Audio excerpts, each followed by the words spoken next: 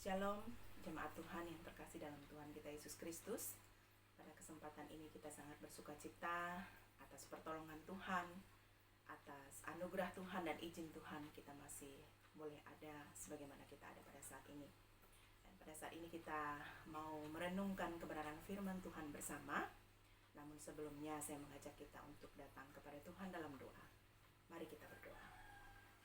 Tuhan Allah Bapa kami yang bertata dalam kerajaan surga, kami bersyukur untuk kekuatan, kesehatan, nafas hidup yang Kau berikan kepada kami. Kami bisa menikmati semua anugerah yang Tuhan berikan, itu semua karena anugerah-Mu. Dan pada kesempatan ini kami akan belajar bersama dari perenungan firman-Mu. Kau singkapkan dalam hati kami masing-masing akan kebenaran firman-Mu, untuk kami boleh mengerti dan melakukannya dalam kehidupan kami. Kami serahkan waktu ini ke dalam tangan Tuhan. Di dalam nama Yesus kami berdoa dan bersyukur. Amin. Sidang jemaat yang terkasih dalam Tuhan kita Yesus Kristus, saya mengajak kita membuka perenungan kita pada hari ini dari Alkitab kita yang terambil dari 1 Korintus pasal 13 ayat 8 sampai dengan yang ke-13. Saya akan membacakannya. Firman Tuhan berkata, "Kasih tidak berkesudahan, nubuatan akan berakhir, bahasa roh akan berhenti, pengetahuan akan lenyap. Sebab pengetahuan kita tidak lengkap dan nubuat kita tidak sempurna. Tetapi jika yang sempurna tiba, maka yang tidak sempurna itu akan lenyap.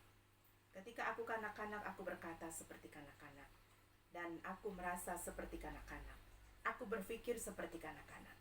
Sekarang sesudah aku menjadi dewasa, aku meninggalkan sifat kanak-kanak itu. Karena sekarang kita melihat dalam cermin suatu gambaran yang samar-samar, tetapi nanti kita akan melihat muka dengan muka. Sekarang aku hanya mengenal dengan tidak sempurna, tetapi nanti aku akan mengenal dengan sempurna seperti aku sendiri dikenal." Dan ayat yang ke-13, "Demikianlah tinggal ketiga hal ini, yaitu iman, pengharapan dan kasih, dan yang paling besar di antaranya ialah kasih." Tema firman Tuhan kita pada hari ini adalah kuat di dalam Tuhan. Sekali lagi, tema kita pada hari ini yaitu kuat di dalam Tuhan.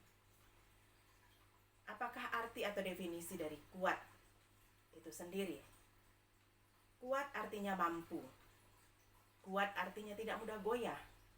Kuat artinya teguh. Teguh di dalam pendirian. Tidak mudah patah semangat atau menyerah. Dan tidak mudah terpengaruh. Bapak Ibu yang terkasih dalam Tuhan kita Yesus Kristus, Tuhan ingin kita tetap kuat di dalam menghadapi kehidupan ini. Meskipun banyak sekali permasalahan kehidupan, meskipun banyak sekali himpitan, meskipun banyak sekali tantangan, meskipun banyak sekali pergumulan-pergumulan yang Tuhan izinkan terjadi dalam kehidupan kita, namun Tuhan sendiri ingin agar kita tetap kuat untuk menghadapinya. Tetapi pertanyaannya bagi kita semua, apa yang harus kita lakukan agar kita tetap kuat di dalam iman, dalam melewati berbagai macam permasalahan yang terjadi? Pertanyaan yang kedua, bagaimanakah cara kita melewati setiap permasalahan yang ada atau yang terjadi itu? Yang ketiga, apakah kita tetap setia menghadapi cobaan yang terjadi? Apakah kita tetap setia kepada Tuhan? Apakah iman kita tetap kuat di dalam Tuhan dalam kita menghadapi situasi dan kondisi yang sangat sulit? Dalam kita menghadapi setiap permasalahan yang terjadi, dalam kita menghadapi setiap himpitan yang terjadi, tantangan yang terjadi, iman kita mungkin akan menjadi lemah. Iman kita mungkin menjadi goyah ketika kita harus menghadapi setiap permasalahan yang terjadi dalam kehidupan kita. Yang keempat, apakah iman kita tetap kuat di dalam Kristus ketika kita diizinkan menghadapi permasalahan, diizinkan menghadap setiap tantangan, impitan, dan pergumulan itu? Dan apakah kita akan tetap bertumbuh di dalam Tuhan jika kita mengalami himpitan-himpitan tersebut? Sidang jemaat yang terkasih dalam Tuhan, Pertanyaan yang selanjutnya adalah di manakah kita menaruh harapan kita?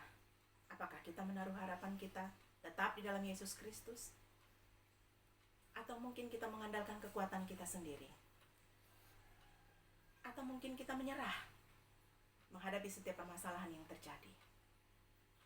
Pertanyaannya dan jawabannya ada pada diri kita sendiri. Oleh sebab itu, firman Tuhan yang sudah kita bacakan bersama-sama tadi mengajarkan kita untuk kembali setia, untuk kembali kuat menghadapi setiap tantangan, menghadapi setiap permasalahan yang terjadi. Untuk tetap kuat melewati berbagai permasalahan, pergumulan, dan himpitan, serta tantangan yang terjadi dalam kehidupan kita. Sebagai orang percaya, apa yang harus dan apa yang dapat kita lakukan? Jawabannya dari ayat 13, firman Tuhan yang sudah kita baca, dan dari 1 Korintus pasal 1, pasal 13 ayat 13 yang sudah kita bacakan tadi. Yang pertama adalah iman. Sebagai orang percaya, sebagai orang yang setia kepada Tuhan, yang pertama yang harus kita miliki adalah iman kepada Yesus Kristus. Kita menaruh iman percaya kita hanya kepada Yesus Kristus yang adalah Tuhan dan Juru Selamat kita. Iman artinya kepercayaan dan keyakinan kita kepada Tuhan kita. Kita harus menaruh totalitas iman kita hanya kepada Yesus Kristus saja. Totalitas artinya keseluruhan iman yang kita miliki. Bukan iman yang setengah-setengah saja. Bukan iman yang separuh saja yang kita taruhkan kepada Tuhan. Tetapi kita masih mengandalkan kekuatan kita. Tidak. Iman yang kita taruh kepada Tuhan Yesus adalah iman yang sepenuhnya, totalitas iman yang kita miliki, keseluruhan iman yang kita miliki, kita taruh di hadapan Kristus. Kita mempercayakan setiap pergumulan, setiap permasalahan kita, setiap tantangan yang kita hadapi, dan setiap himpitan-himpitan kehidupan yang kita alami. Kita taruhkan semuanya kepada Tuhan. Di dalam iman percaya kita, kita serahkan semuanya kepada Tuhan. Di dalam iman kepercayaan kita kepada Tuhan, bahwa Tuhanlah yang akan memberikan jawaban. Tuhanlah yang akan memberikan jalan keluar. Dan Tuhanlah yang akan memberikan solusi terhadap seluruh permasalahan, terhadap seluruh tantangan, terhadap seluruh ujian dan himpitan kehidupan yang boleh terjadi pada kehidupan kita. Disitulah kita mengandalkan Tuhan sebagai kekuatan kita dalam kita menghadapi setiap permasalahan yang kita hadapi. Karena kita tahu bahwa tanpa Tuhan kita tidak bisa melakukan apa-apa. Oleh sebab itu jangan pernah coba-coba untuk berjalan sendiri. Tetapi mintalah pertolongan daripada Tuhan. Dengan memiliki iman yang sesungguhnya. Dengan menyerahkan totalitas iman hanya kepada Tuhan. Yang empunya jalan keluar, yang memberikan solusi dan jawaban dari setiap permasalahan kehidupan kita. Iman yang kuat adalah iman yang terus bertumbuh. Dan bagaimanakah iman itu akan bertumbuh? Jika kita sedang menghadapi tantangan, jika kita sedang menghadapi himpitan, jika kita sedang menghadapi permasalahan, bagaimana iman itu bisa bertumbuh? Ataukah justru iman itu akan kerdil? Bapak Ibu yang terkasih dalam Tuhan Yesus Kristus, Roma pasal 10 ayat 17 berkata, jadi, iman timbul dari pendengaran dan pendengaran oleh firman Kristus. Artinya bahwa, jika kita ingin iman kita terus bertumbuh, iman kita tetap kuat kepada Tuhan, maka kita harus sering mendengarkan firman Tuhan. Apalagi pada zaman ini, sangat mudah sekali untuk kita bisa mengakses firman Tuhan melalui YouTube. Mari kita pergunakan handphone kita dengan hal-hal yang baik. Kita cari firman Tuhan yang ada di dalam YouTube. Kemudian kita dengarkan, kita saksikan. Iman itu akan timbul melalui pendengaran. Pendengaran akan firman Tuhan. Kita sering mendengarkan firman Tuhan, maka iman kita akan semakin kuat. Akan semakin bertumbuh di dalam Kristus Yesus. Dan kita akan menang menghadapi setiap permasalahan. Setiap permasalahan, setiap himpitan, setiap tantangan, dan setiap pergumulan yang ada. Karena kita memiliki iman yang kuat. Selain melalui pendengaran, iman itu akan timbul, akan kuat, dan akan bertumbuh jika kita rajin membaca firman Tuhan. Firman Tuhan itu harus kita selidiki, harus kita renungkan setiap hari. Kita harus sisihkan waktu. Kita memang harus sengaja untuk memberikan diri, memberi waktu, mengambil waktu untuk merenungkan kebenaran firman Tuhan. Supaya firman Tuhan itu akan bertumbuh. Iman kita semakin kuat di dalam Tuhan dan kita akan kuat menghadapi setiap permasalahan yang terjadi. Jadi sekali lagi, yang pertama yang harus dimiliki orang percaya dalam menghadapi situasi, kondisi, permasalahan, tantangan, cobaan, himpitan, yang harus dimiliki orang Kristen adalah iman yang kuat kepada Yesus Kristus, yaitu melalui firman-Nya. Hal yang kedua yang harus dimiliki oleh orang percaya, yang kedua, masih di ayat yang sama dari pembacaan firman Tuhan yang sudah kita baca bersama-sama, yaitu orang Kristen yang kuat di dalam Tuhan adalah orang yang menaruh pengharapannya hanya kepada Tuhan saja. Jadi sekali lagi, orang yang kuat di dalam Tuhan adalah orang yang menaruh pengharapannya hanya kepada Yesus Kristus saja. Jadi dia tidak mengandalkan dirinya sendiri ketika dia menghadapi setiap permasalahan. Dia tidak mengandalkan kepintarannya sendiri. Dia tidak mengandalkan kepandaiannya sendiri. Dia tidak mengandalkan orang-orang yang ada di sekelilingnya saja. Atau bahkan dia tidak mengandalkan orang-orang pintar, paranormal dan sebagainya. Dia tidak mengandalkan harta bendanya saja. Tetapi dia mengandalkan Kristus. Dia menaruh pengharapannya hanya kepada Kristus yang adalah Sang Penolong. Dalam Markus pasal 2 ayat 1-5. Sana menceritakan orang lumpuh yang disembuhkan. Saya akan bacakan ayatnya bagi kita. Firman Tuhan berkata dalam Markus pasal 2 ayat 1-5. Kemudian sesudah lewat beberapa hari, waktu Yesus datang lagi ke Kapernaum, tersiarlah kabar bahwa ia ada di rumah. Maka datanglah orang-orang berkerumun, sehingga tidak ada lagi tempat, bahkan dibuka pintu pun tidak.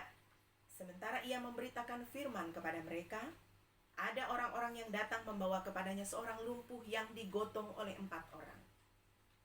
Tetapi mereka tidak dapat membawanya kepadanya, karena orang banyak itu. Lalu mereka membuka atap yang di atasnya. Sesudah terbuka, mereka menurunkan tilam. Tempat orang lumpuh itu terbaring. Ketika Yesus melihat iman mereka, berkatalah ia kepada orang lumpuh itu, "Hai anakku, dosamu sudah diampuni." Sekali lagi saya akan mengulang, membacakan dari ayat yang kelima. Ketika Yesus melihat iman mereka, berkatalah ia kepada orang lumpuh itu, "Hai anakku, dosamu sudah diampuni." Sungguh indah ayat firman Tuhan ini. Yesus melihat iman mereka. Ketika mereka menaruh pengharapan, mereka sangat berharap kepada Yesus Kristus. Mereka mempercayakan kesembuhan yang akan didapat dari orang lumpuh itu melalui Yesus saja, bukan kepada orang lain, bukan kepada kekuatan mereka, bukan kepada uang mereka yang mungkin saja bisa membeli pengobatan. Tetapi mereka mempercayakan itu hanya kepada Yesus, Sang Tabib, dokter di atas segala dokter, tabib di atas segala tabib yang sanggup menyembuhkan berbagai jenis penyakit. Dan apa yang didapati? Ketika mereka menaruhkan pengharapannya betul kepada Yesus Kristus, maka kesembuhan ilahi itulah yang didapati.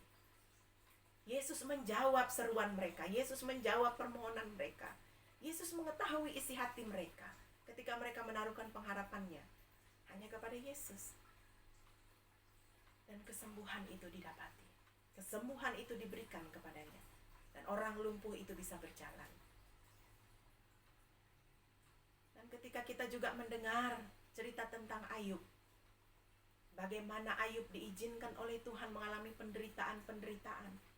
Bagaimana ia diizinkan untuk kehilangan anak-anaknya. Bahkan istrinya pun mengajaknya untuk mengutuki Allahnya. Tetapi Ayub adalah hamba yang sabar menghadapi setiap permasalahan yang terjadi. Ayub tetap kuat di dalam imannya. Ayub tetap teguh di dalam imannya kepada Yesus Kristus, kepada Tuhannya. Ia percaya kepada Tuhannya. Ia tetap menaruhkan pengharapannya kepada Tuhannya. Ia yakin bahwa Tuhannya tidak akan pernah meninggalkan dia. Tetapi Tuhannya yang setia itu, yang penuh dengan kasih itu, akan terus ada bersama dia, menolong dia, dan akan memulihkan keadaannya. Dan terbukti kehidupan Ayub kemudian diberkati oleh Tuhan. Dalam pengharapan kita kepada Tuhan Yesus Kristus, Tuhan ingin melihat kesungguhan hati kita. Tuhan ingin melihat keseriusan hati kita dalam kita menyerahkan setiap pergumulan dan permasalahan kita. Apakah benar 100% kita hanya menaruh pengharapan kita kepada Tuhan? Atau mungkin kita hanya menaruhkan pengharapan itu hanya 50% saja? Jawabannya hanya ada pada diri kita. Oleh sebab itu, jika kita ingin tetap kuat di dalam Kristus, jika kita ingin tetap kuat di dalam iman, dan jika kita ingin menang melalui setiap permasalahan, setiap tantangan, setiap himpitan yang terjadi dalam kehidupan kita, kita hanya menaruh pengharapan kita kepada Yesus Kristus. Dan ketika kita menaruh pengharapan kita kepada Yesus Kristus, maka ialah yang akan menyelesaikan semuanya. Semua permasalahan kita. Memberikan solusi kepada kita. Memberikan jalan keluar bagi kita. Karena itulah yang terbaik. Bukan dengan mengandalkan kekuatan sendiri. Dan bukan dengan mengandalkan kepandaian, kekayaan, dan apa yang ada pada diri kita. Tetapi mari kita menyerahkan pengharapan kita hanya kepada Yesus Kristus. Karena ialah jawaban dari setiap permasalahan kita. Dan yang terakhir, agar kita kuat di dalam Tuhan ketika kita menghadapi permasalahan, apakah yang harus kita miliki sebagai orang percaya? Yaitu kasih. Dalam ayat yang sama dari 1 Korintus 13 ayat 13 mengatakan bahwa kita harus memiliki kasih. Meskipun kita sedang menghadapi berbagai macam tantangan, meskipun kita masih menghadapi berbagai macam pencobaan, permasalahan, beban hidup yang mungkin orang lain tidak tahu, tapi hanya kita dan Tuhan Yesus yang tahu. Tetapi kasih itu harus terus mengerus, bertumbuh, harus terus ada di dalam diri kita. Kasih kepada siapa? Yaitu kasih kepada sesama manusia dan kasih kepada Kristus. Kasih kepada manusia, Tuhan katakan bahwa kasihilah sesamamu manusia. Artinya bahwa kita harus mengasihi semua manusia yang ada di muka bumi ini. Seperti Tuhan Yesus sendiri datang ke dalam dunia ini. Ia mengasihi setiap orang. Setiap manusia yang ada di muka bumi ini. Bukan terkecuali. Bukan hanya kepada orang-orang percaya. Tetapi kepada semua orang manusia. Semua manusia yang ada di muka bumi ini. Kasih merupakan perintah. Perintah Tuhan yang harus dilakukan oleh setiap orang percaya. Karena setiap orang percaya lebih dahulu menerima kasih yang diberikan oleh Tuhan Yesus sendiri melalui pengorbanan Tuhan Yesus di atas kayu salib yang membuktikan bahwa kasih-Nya kepada setiap manusia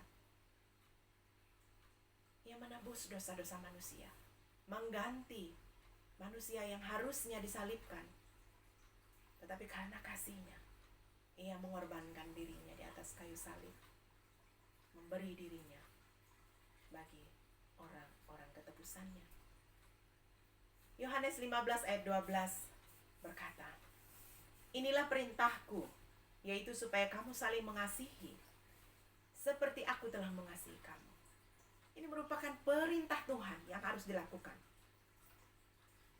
oleh orang-orang percaya untuk dapat mengasihi sesama manusia. Tuhan sekali lagi mengatakan, inilah perintahku, supaya kamu saling mengasihi. Saling mengasihi satu dengan yang lain. Seperti Tuhan telah mengasihi umat-Nya. Yohanes 15 ayat 17 juga mengatakan, inilah perintahku kepadamu. Sekali lagi, dalam perikop yang sama Tuhan katakan di ayat yang berbeda. Tuhan tegaskan kembali bahwa Tuhan mengatakan, inilah perintahku kepadamu untuk kedua kalinya.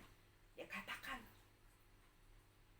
agar semua manusia saling mengasihi. Kasihilah seorang akan yang lain. Itu merupakan perintah Tuhan yang luar biasa bagi kita.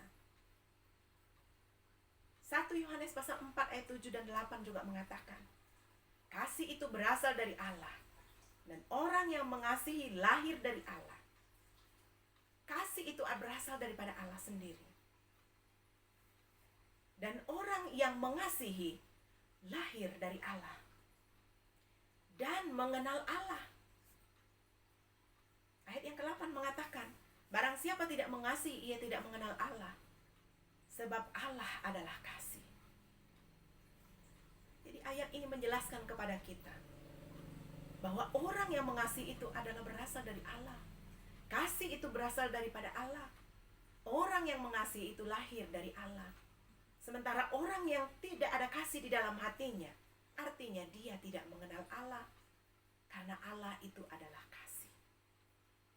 Oleh sebab itu, meskipun kita sedang berada dalam tantangan, meskipun kita sedang berada dalam permasalahan, meskipun kita sedang berada dalam himpitan kehidupan atau beban kehidupan, kita harus tetap melaksanakan perintah Tuhan, yaitu mengasihi sesama kita manusia. Dan terlebih mengasihi Tuhan. Bapak Ibu yang terkasih dalam Tuhan Yesus Kristus, pertanyaannya, bagaimana kita bisa mengasihi orang yang mungkin pernah menyakiti hati kita?